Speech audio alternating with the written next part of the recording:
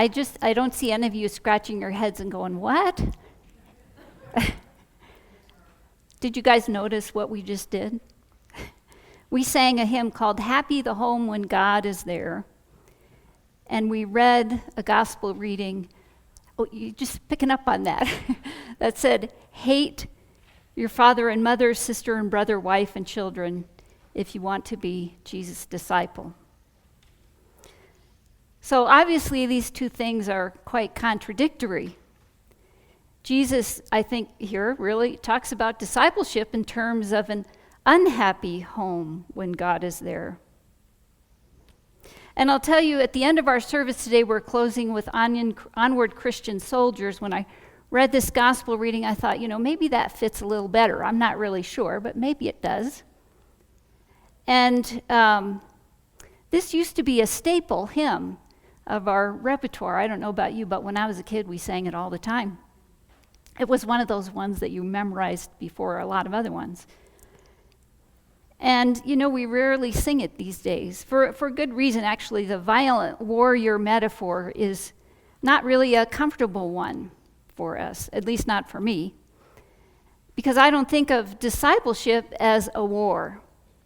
But I must say, sometimes it does feel that way.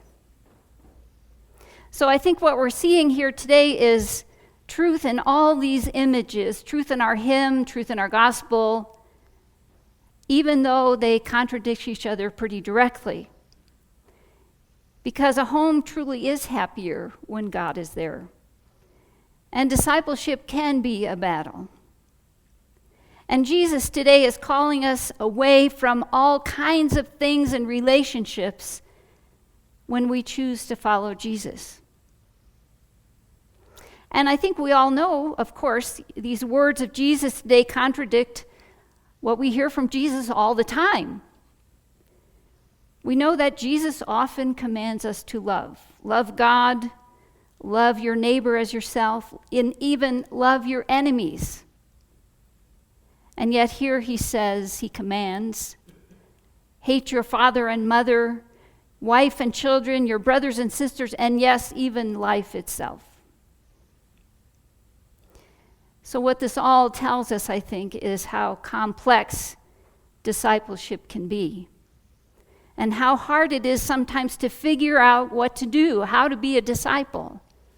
Do we love or do we hate? I don't think so. I don't think we hate. Or do we love and we hate? What are we supposed to do with these deep contradictions? But maybe Jesus is inviting us to be true disciples. And what Jesus is telling us is that when we follow Jesus, it requires that we turn away from other things. In fact, discipleship can sometimes cause us or call us to turn away from the people that we love. As disciples, we're called to let go of our wealth, or our lifestyle, or our profession, or our habits, or our pastimes, even sometimes the people we love. And we know that there were many in history and still today who give their life for Christ. They choose God even when the cost is that high. And we have been inspired by their stories and maybe just begin to understand what Jesus is saying here. What Jesus is calling us to truly today is a life of loving God above all else. That is the true call of discipleship, the call to the way of love. And when we are a disciple of love, we find that we can let go of the things most dear to us. We can let go of the things that are not best for us. We can love enough to let go. And sometimes letting go of the people we love allows them to come back into our lives freely. And the love that we share with those around us grows even deeper. You know, Jesus uses strong words here as he invites us to be disciples. because he knows that discipleship requires the best that we've got. It requires everything that we have. It requires all of who we are. And Jesus does not want ambiguous, unconscious, or lukewarm disciples. And if we just kind of don't think about what discipleship calls for us, we can sometimes kind of go into automatic pilot. And there's so many things we do in our lives that are sort of on automatic pilot. We talk, we eat, we consume. We even fly planes on autopilot. And autopilot discipleship is not true discipleship. Sometimes when we're in automatic pilot discipleship, we don't really think about what we're doing. I think that's kind of the definition of autopilot. And sometimes we fall into this or either or thinking, black and white. Or we might think if we just do all the things the rules tell us to do, if we follow all the rules and be good, then we've done enough. But what we've then chosen is to follow rules instead of follow Jesus. We have chosen the way of rules and black and white thinking or laziness or autopilot or whatever, instead of choosing the way of love. We let go of our responsibility to be disciples of Christ. In fact, we give up responsibility for ourselves and let other people do the thinking. And this is not the kind of disciple that can truly follow Jesus all the way to the end. Because our discipleship requires critical thinking, imagining possibilities, self-reflection, intention, and a great call to love.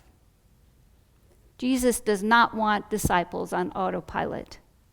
And in fact, if we're on autopilot, that precludes discipleship. Jesus says you cannot be my disciple if you are lukewarm or on automatic pilot or ambiguous or unconscious.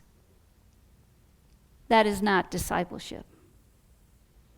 Jesus wants disciples with no doubts, no ambiguity, and great conviction. And Jesus clarifies this choice for us in very strong language. Whoever comes after me and doesn't hate father, mother, wife, children, brothers, sisters, yes, even life itself, cannot be my disciple. And then he says, carry your cross and follow me. Give up all your possessions and count the cost of discipleship. Before you even start on the journey, check it out and see if you can really do it. Know what you're getting into. Conviction is required. And Jesus uses this strong language to tell us in a really loud way, catching our attention. He just really wants us to get it. Jesus preaches love, but here talks in terms of hate. He uses extreme and exaggerated language to grab our attention. What does he mean when he uses these words? Hate your loved ones, hate even life, give up all your possessions. I think part of what he's doing is he's about full disclosure. He doesn't want you to be surprised that when you choose to be a disciple, your parents might not like that, or your spouse might not like it, or your children. They may not want you to do that. Hopefully they do, and they join you. But sometimes discipleship is like that. Think about what you're getting into, and if you're not all in, then think again. And do this only when you can be all in. The way of discipleship may mean that we have to turn away to let go of those things or people who are most important to us. This morning we have this letter to Philemon, and I hope you've all read it carefully. It's really, it's pretty interesting what Paul is doing here. So I think we need to review it again. I know we've talked about it before, but it's always helpful to look at it carefully. One thing to know about Onesimus, the slave, is that his name is a play on the word useful. And so if you notice that when you read the lesson, you see where Paul kind of picks up on that and talks about Onesimus being useless at one point before he is a brother in Christ, and then useful when he becomes Paul's assistant. And Onesimus is Philemon's slave who had run away, and in fact owes a great debt and faces a great punishment.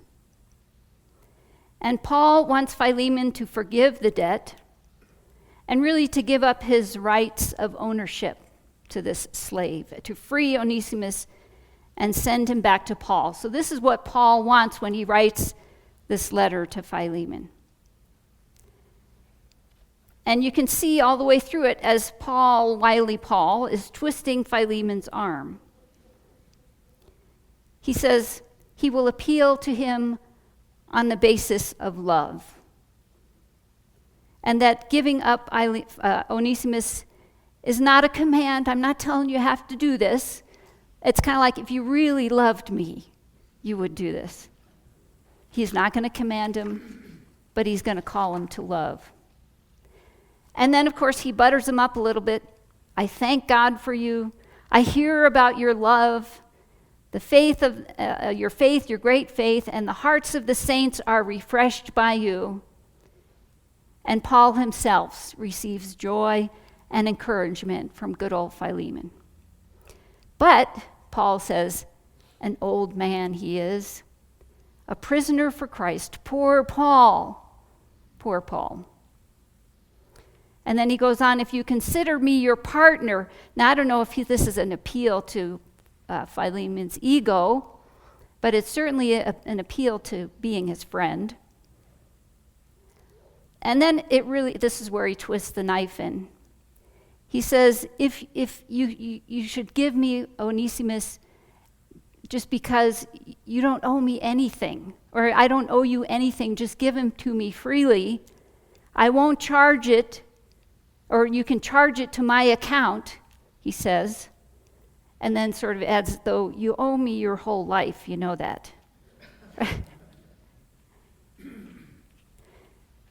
And then he says that this is really bad. Giving Onesimus is an act of obedience. Anything else is disobedient to God. And what I call this is playing the God card. This is what God says you should do. Now, I think Paul has covered everything until he gets to the final blow. I know you won't let me down. So here's Philemon with this letter in hand, trying to decide if he should collect on this great debt that Onesimus owes him and punish Onesimus in this great way, or if he should be obedient to God and give him to Paul as Paul's helper. So we don't know what happened, but I can't imagine that poor old Philemon didn't give in to all that. So here we have this invitation to obedience, to deeper relationship, to greater love, to taking some steps in discipleship by giving away something that is near and dear. So I think all of us really are like Philemon every day. Every day, we get to make choices about our discipleship. We can choose obedience every day, or we can choose disobedience. Again and again, we can discern the way of love and figure out how to love best in each moment. We can choose again and again to do the right thing no matter the cost. We can choose again and again to follow the way of love, even when it means that we must let go. And this is the invitation that we get from Jesus today. The discipleship that he knows and wants for his disciples requires that we hold lightly to the things that are dear to us, to the people we love, and sometimes to let go. Let go of anything that comes between us and God. Love God first, and then we can love best. And all that we have let go of comes back to us freely, given freely, coming back freely in love. So this is the choice of discipleship: to love God, to choose obedience, to observe commandments. And Philemon is asked to choose between freedom from the bondage of what was rightfully his and the gospel love that Paul talks about. So we choose those same things every day. It's a significant, critical choice in each moment of our lives. Jesus gives us a description of discipleship and tells us what it might feel like sometimes. It might feel like hating our family or hating life or giving up everything, picking up that cross. And he asks us, are you still all in? Can you afford it? Can you stay in and be counted as a disciple? Can you estimate the cost and calculate what kind of strength you need and have? Can we give up family life? Can we afford to be a disciple of Christ? But what we need to think about is if we don't choose to be a disciple of Christ, then we are choosing the way of death rather than the way of life and love. Because when we choose the way of discipleship, we are free to truly love others, and we are equipped to love our father and mother and wife and children and brothers and sisters, and yes, even life itself, but not to be in bondage to them, but to love freely, to love that is strong enough to let go. And when that is loving, then they come back. So when you heard this gospel reading this morning, perhaps you thought Jesus was calling you to hate. It sounds like that. Well, maybe, to hate all that stands between you and God. But truly, he is calling you to love, to choose the way of love, to choose the life that is truly life. And what is truly life? Not family or possessions, but the way of love. And that way of love can be risky business, and it's a choice that we must make in every moment. The choice of love, the choice of life, is the choice of discipleship. So true discipleship leads to the greatest love we can have for the people in our lives. It leads to detachment from our possessions. It leads to strength to carry our crosses, and so much more. And you know these things: the peace that passes understanding, abundant life, the life that is truly life. May we always have the wisdom and courage to choose the way of love, the life that is truly life. Amen.